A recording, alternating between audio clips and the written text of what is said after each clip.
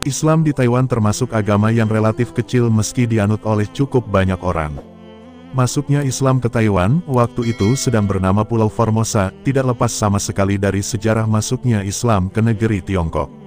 Islam masuk ke Tiongkok menempuh kawasan barat negeri itu, bersamaan dengan kedatangan pedagang Muslim pada masa 100 tahun ke-7 Masehi yang kemudian menikahi perempuan setempat.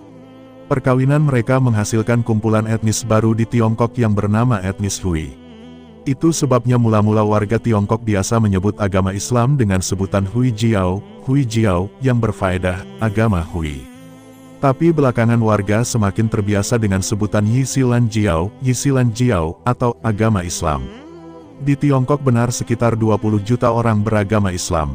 Sebagian di selang mereka kemudian berhijrah ke Taiwan pada masa 100 tahun ke-17 ketika orang Muslim yang tinggal di Provinsi Fujian yang berada di pesisir selatan Tiongkok bergabung dengan pasukan Koxinga, Cheng Kung menyerbu Taiwan untuk mengusir pasukan Belanda yang merebut pulau itu. Usai perang, sebagian pasukan Koxinga yang beragama Islam itu benar yang memilih menetap di Taiwan. Keturunan mereka kemudian menikah dan berasimilasi dengan warga setempat. Sebagian mereka benar yang tetap menjadi Muslim, sedangkan sebagian lain berpindah agama. Menurut Profesor Lian Yatang dalam bukunya yang berjudul History of Taiwan 1918, meskipun mereka beragama Islam, orang Muslim yang menetap di Pulau Formosa itu tidak giat menyebarkan agamanya. Mereka juga tidak membangun masjid di pulau tersebut. Gelombang kedua kedatangan orang Muslim ke Taiwan berlanjut selama Perang Sipil Tiongkok pada masa 100 tahun ke-20.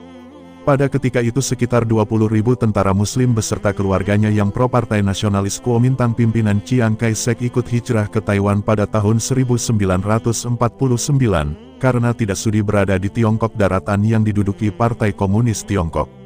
Kebanyakan mereka adalah tentara dan pegawai negeri yang berasal dari provinsi Tiongkok proses selatan dan barat yang banyak dihuni orang Islam, seperti Yunnan, Xinjiang, Ningxia, dan Gansu. Selama tahun 1950-an kontak selang etnis Hui, masyarakat Muslim, dan etnis Han sangat terbatas karena perbedaan aturan sejak dahulu kala istiadat di selang mereka. Kebanyakan warga Muslim semakin mengandalkan hubungan antar mereka sendiri menempuh pertemuan komunitas mereka di sebuah rumah di Jalan Li Sui Jie, di Taipei. Namun ketika tahun 1960-an kaum muslimin melihat kenyataan bahwa kembali ke Tiongkok daratan tidak semakin benar, kontak dengan etnis Han Aci semakin sering. Meski begitu interaksi dan saling bantu dengan sesama umat Islam tetap terus dikawal. Pada tahun 1980-an ribuan umat Islam dari Myanmar dan Thailand bermigrasi ke Taiwan untuk mencari kehidupan yang semakin benar.